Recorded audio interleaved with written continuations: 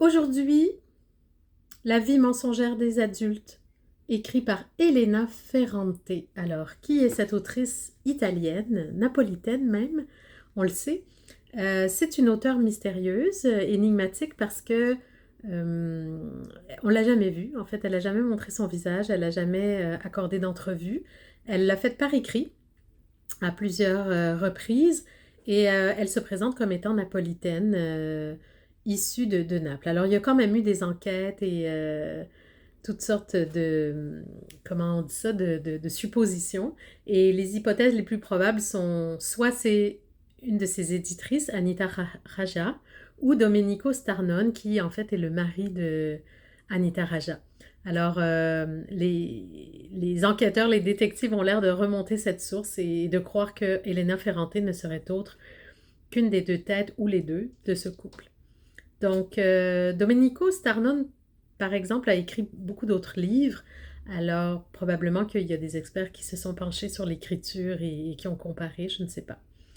Alors, Elena Ferrante a écrit L'Amie prodigieuse, qui était une saga en 4 volumes que vous avez certainement entendu parler si vous ne l'avez pas lu. Je vous le suggère, c'est vraiment un bouquin incroyable. Et si vous connaissez l'œuvre d'Elena Ferrante, parce qu'il y a d'autres livres, il y a aussi Les jours de mon abandon, il y a La poupée volée, enfin tous ces autres ouvrages. Bien, La vie mensongère des adultes, qui a été édité par Gallimard en 2019. Moi, je l'ai lu en folio, ici, en format poche, traduit par Elsa Damien, parce que malheureusement, mon italien n'est pas au point. Donc, ça se lit bien, là, en poche, comme ça, c'est quand même assez facile. Et vous remarquerez que j'ai souvent des livres de poche, parce que moi, j'achète beaucoup de livres usagés, et donc c'est encore moins cher, souvent, dans les lieux, les friperies et autres. Alors, qu'est-ce que c'est la vie mensongère des adultes?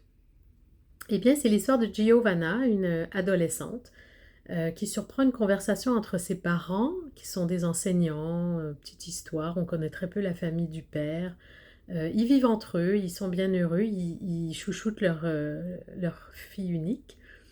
Et puis un jour, ils se parlent et ils comparent leur fille à une tante, la sœur, en fait la grande sœur du père de Giovanna.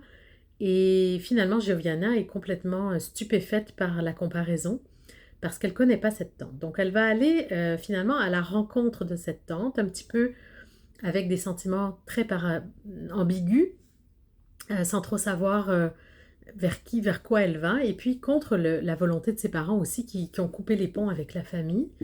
Et puis finalement, les parents vont accepter qu'elle essaye de comprendre aussi ce qui se passe, ce qui s'est passé dans le passé, mais plus elle va connaître cette tante et plus elle va finalement avancer dans les transformations et réaliser un petit peu que le monde des adultes est fait de beaucoup d'hypocrisie, de mensonges. Euh, et finalement, c'est ça aussi qui va la faire muer, hein, de sa peau d'enfant. Elle va évoluer dans l'histoire familiale en comprenant plein de choses et en se rebellant, en refusant la situation, la réalité, et puis finalement en développant elle-même des positions, une posture par rapport aux gens de sa famille qui va la faire naître comme jeune adulte. Alors, c'est habilement écrit, là, franchement. Giovanna, on ne sait jamais d'une page à l'autre si on l'aime ou si on la déteste, si on est loyaux à son histoire ou si on ne peut pas accepter son comportement. Et puis, ça nous renvoie sans cesse à des émotions, des sentiments très puissants, hein, qui étaient aussi sombres que parfois lumineux de l'adolescence, où est-ce qu'on découvre, où est-ce qu'on veut changer le monde, où est-ce qu'on décide des grandes choses et puis en même temps on se fait mal. Alors moi j'ai beaucoup aimé ça parce que la jonglerie en fait avec toutes ces émotions-là est vraiment parfois difficile à encaisser même je dirais. Donc mon impression c'est que c'est quand même une lecture ardue. J'ai ressenti exactement la même chose après 10-15 pages que tout le long de la lecture de la saga de l'amie prodigieuse. Je me souviens, je pouvais pas m'arrêter, je voulais lire le suivant, mais ça me fatiguait de lire ça parce que j'aimais autant que je détestais tout ce que me faisaient vivre les personnages. Euh, Alors, ben, c'est à lire, c'est extrêmement divertissant. Je vous dirais que c'est un peu construit aussi comme un suspense.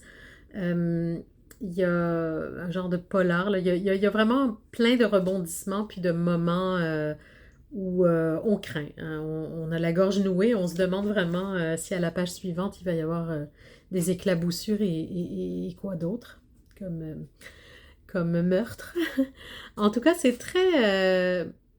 à fleur de peau. Alors, vous vous ennuierez pas 2 secondes avec ce livre d'Elena Ferrante, mais je pense qu'il n'y a aucune œuvre d'Elena Ferrante qui soit plate et ennuyeuse. Donc, bonne lecture.